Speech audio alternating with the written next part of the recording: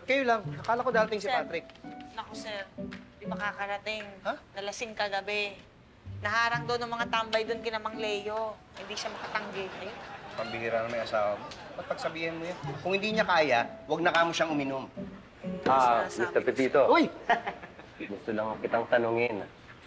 Pinaganda mo yung presentation mo sa akin. Ayun. Gandahan mo, Oo, nag-practice talaga ako. Talagang ganda yung gagawin sa iba kaya.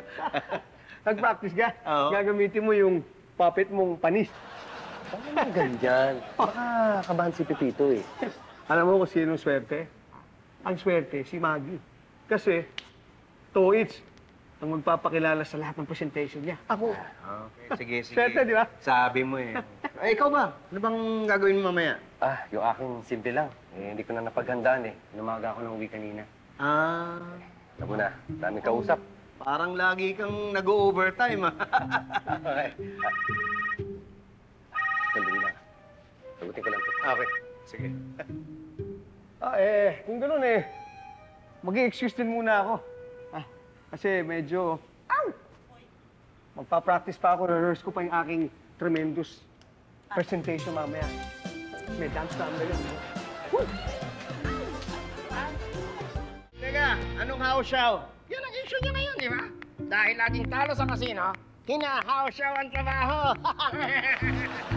House-show, house-show, house-show, house-show, house-show. Tama na, Eddie Boy. Okay lang. Pipito, well done. Ang galing mo pala. Ginawa mo comedy yung mga issue sa akin eh. Anak ka rin pala. It's a roast pala. Ang galing mo talaga, Pepito, no? You know what? I think since we know each other so well, okay lang naman na pag-usapan natin yung mga issues natin. Para kung ano ang mga mali, pwede natin itama. Di ba? Naiintindihan yung lahat? Yeah. Ladies and gentlemen, palakpakan naman natin si Pipito. Ang galing mo, ang galing mo. Ang galing ni Pepito. Mas magaling si Pepito kaysa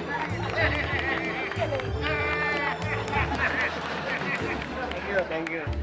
Sa panahon ngayon, bihira na raw yung taong malinis. Hindi na raw sa basurahan nakakakita ng basura. Mas marami na raw basura sa social media. Marami na rin kasi nagkakamali na pagkakamalang chismis yung balita. Mga bagay na hindi naman dapat nalalaman ng iba, ayan tuloy, nabubulgar pa. Minsan tuloy akala ng iba, pareho silang mahalaga. Sana matuto tayong umintindi kung ano yung pagkakaiba nila. Yung mga personal na bagay, dapat atin-atin na lang. At kung ayaw natin pag-usapan tayo ng iba, pagsikapan na lang natin yung tama sa isip, sa salita, at sa gawa. Thank you. Pepito. Oh, yes, Jerome. Ako naman. Ano ikaw naman?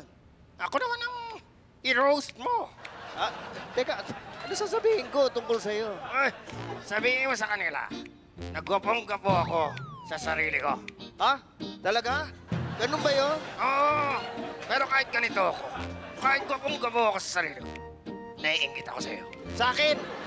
Naiingit ka sa akin? Oo, Ba't ka naiingit sa akin? kasi mas gwapo ka kaysa sa akin.